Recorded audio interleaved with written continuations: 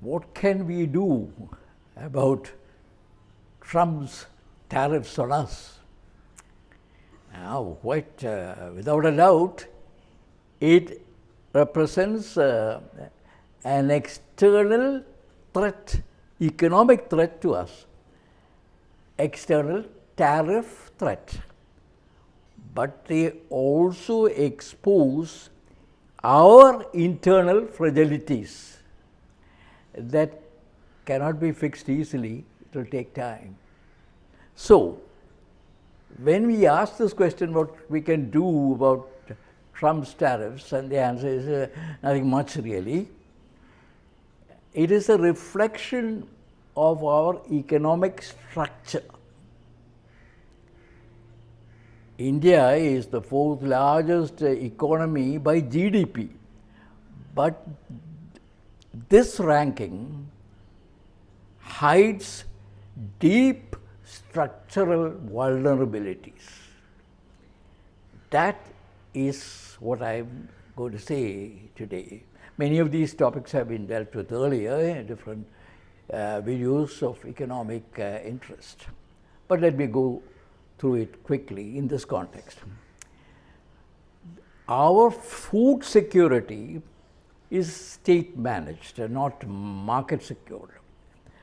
60% of our population depend on government rations. As putting it very plainly, 800 million Indians rely on subsidized food grains through the PDS system.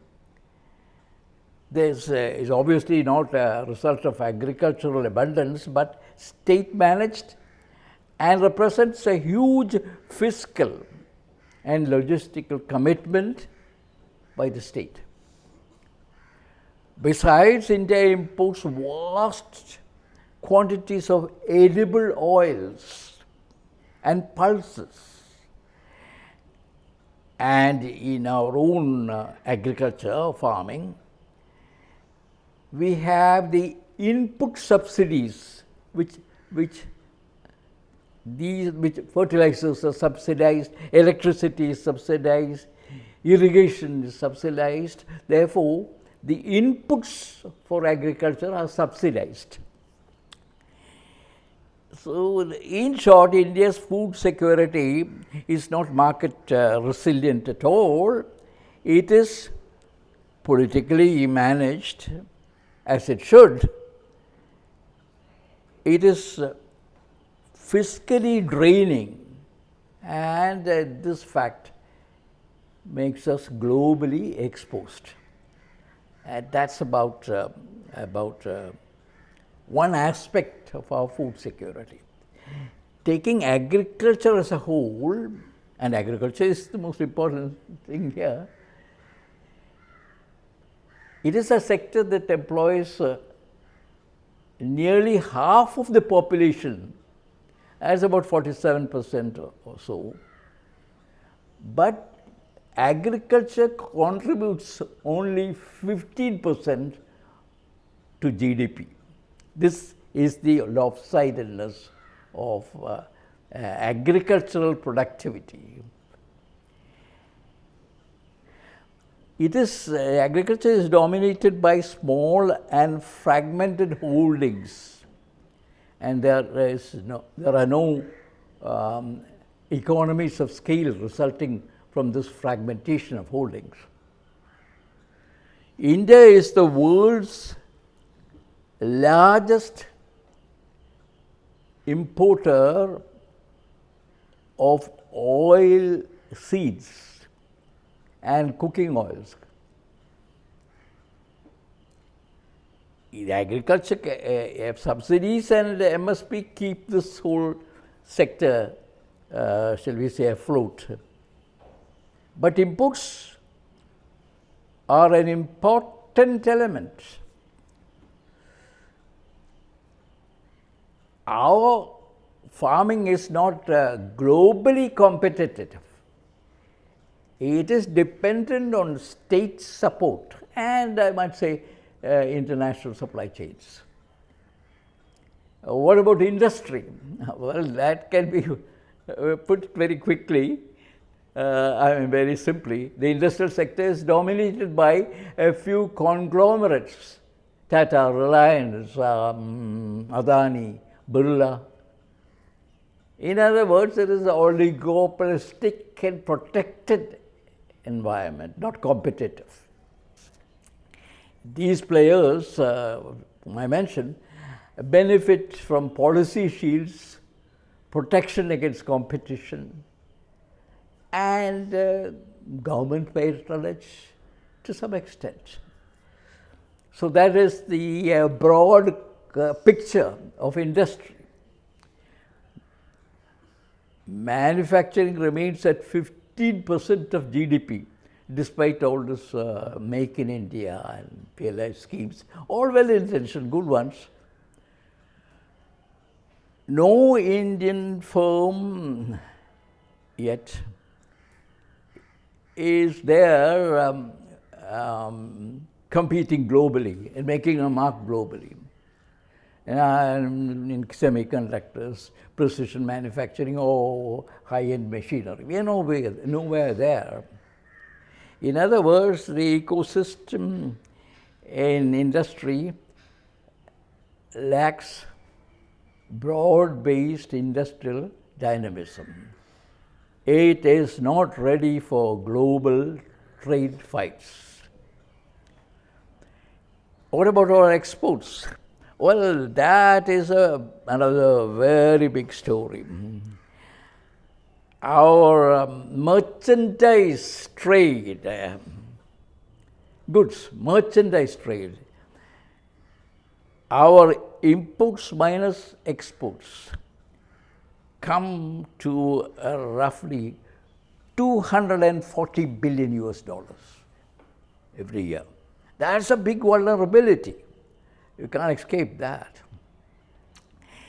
So that is the state of our industry and our trade. Defense and energy is again import dependent. That's an important sector. India imports 70% of its military hardware. And all of this, defense and military hardware is all high-tech, high-end.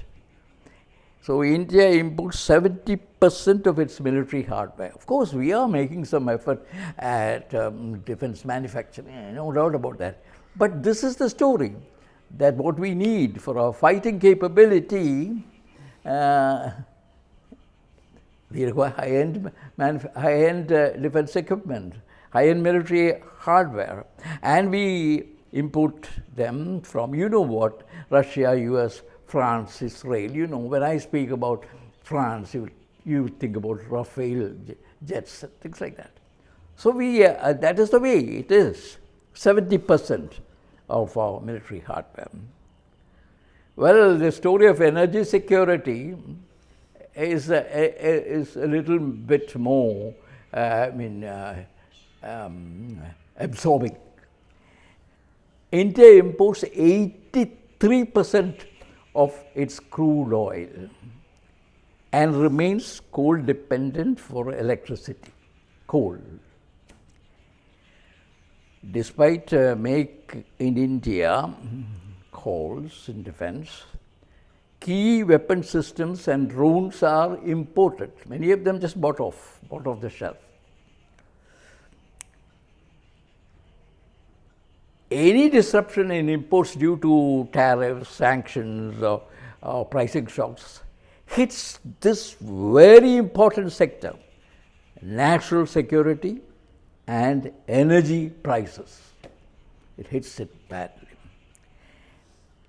In one sentence, India lacks strategic self-reliance. That is it, just in one sentence.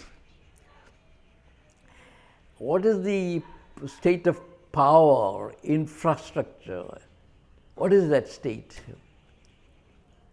There are frequent power shortages and high industrial tariffs, they limit competitiveness.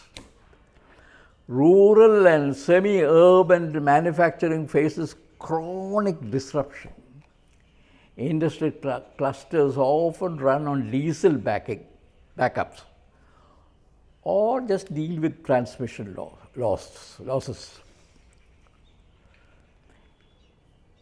In a simple sentence, the base layer